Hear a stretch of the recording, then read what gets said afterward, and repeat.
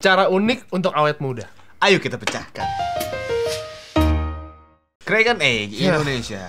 Crackers. Apa kabar Crackers? Mungkin banyak dari kalian yang sudah umurnya agak masuki usia Yang udah menua gitu. Dan biasanya kalau orang yang sudah menua itu mencari cara untuk bagaimana cara biar kembali awet muda. Kita akan membahas salah satu cara nih, bisa dibilang ini unik dan aneh dan belum tahu, nggak tahu ini sebenarnya bener-bener bisa buat muda atau enggak gitu. Nah itu ya, makanya Jadi kayak banyak pro kontra gitu lah dari banyak orang. Nah kita sendiri pun juga masih belum tahu nih, karena kita sendiri yang muda nih masalahnya Betul nih kan. sekali. Jadi kita belum membutuhkan ya, belum. Makanya kita bacain dulu ya, apa sih ini caranya kayak gimana gitu. Cara yang akan kita bahas ini adalah melalui transfusi darah. Kita juga rada kaget pas ngebaca artikel ini. Transfusi darahnya, Transfusi darahnya itu tapi yang diambil dari anak-anak muda. darah remaja ya. Ditransfusi ke orang-orang tua biar katanya biar lebih muda. Korban-korbannya kita nih. Korban-korbannya kita juga nanti. Buat anda-anda Crackers yang masih muda juga bisa jadi korban. Bisa jadi korban. Nah, Ayo kita bacakan. salah satu pengusaha terbesar di Silicon Valley namanya Peter Thiel. Musim panas tahun lalu dia melakukan eksperimen untuk memperpanjang usianya dengan transfusi darah remaja yang tadi kita bilang ke dalam tubuhnya. Oke. Dia memang dikenal itu sebagai sosok yang lumayan aneh. Makanya itu banyak teman-temannya kayak bikin lelucon nih tentang kayak- Dicengin gitu ya, maksudnya? dicengin, lu kayak vampir, lu kayak vampir gitu. Oke, paham. Tanya deh, emang gue vampir. Di sisi lain, penelitian ilmiah ini yang dia lakukan ini nih malah disoroti banyak pihak gitu. Oke, paham. Awalnya sih transfusi darah ini dicoba ke hewan. Cuma kayak hewan. Ke hewan doang. Dan ini juga uji cobanya udah dilakukan di berbagai negara kayak di Cina, Korea Selatan, Amerika. Ada organisasi yang bernama Ambrosia yang berhasil merekrut 600 sukarelawan. Itu umurnya dari 600 salah Pak. Dari Nggak ngaruh 16 dong. dari 16 sampai 25 ribu tahun. 2 tahun. 16 sampai 25 tahun. Walaupun nih penelitiannya belum ada hasil positif, tapi si Thiel itu dia sudah seneng. Udah seneng ya. Ya udah seneng. Wah, dibikin ini nih official nih Kayak udah bahagia gitulah. Ada kabar, ada harapan baru. ada harapan ya. baru biar bisa bikin lebih muda. Iya, dia mah enak, gak usah keluar darah. Iya, tapi maksudnya belum tentu ada hasilnya juga Iya gitu. sih. Kan baru dicobanya ke hewan juga. Tapi kan dia udah coba tuh si Thiel itu.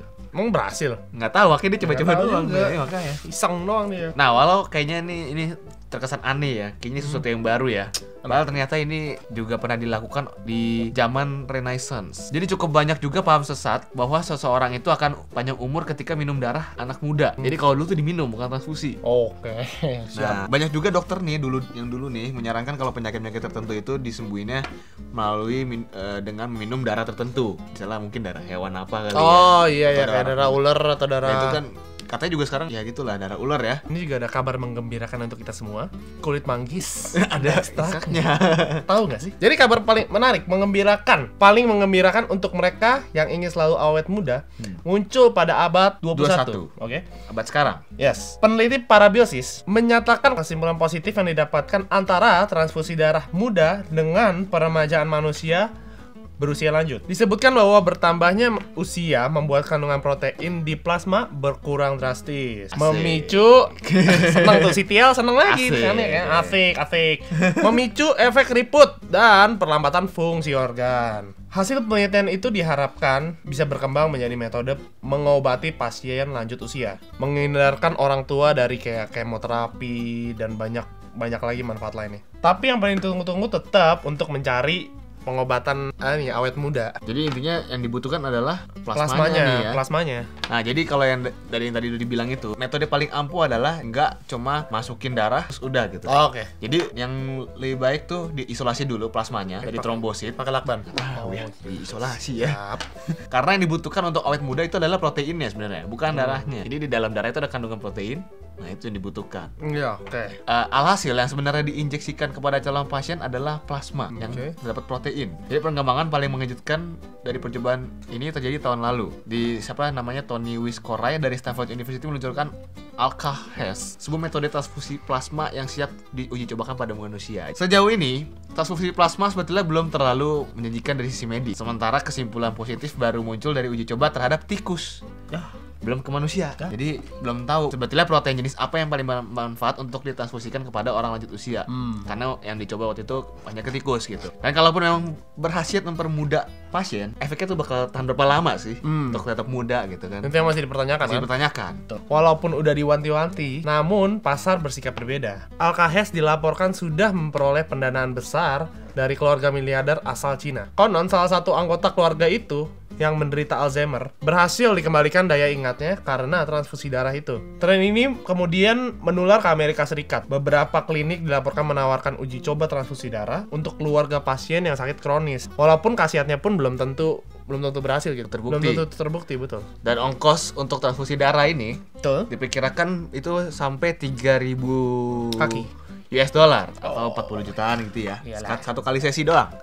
Terus si Tiel konon sudah mengeluarkan dana 10.000 US Bayangin, lo hitung dah. untuk transfusi plasma.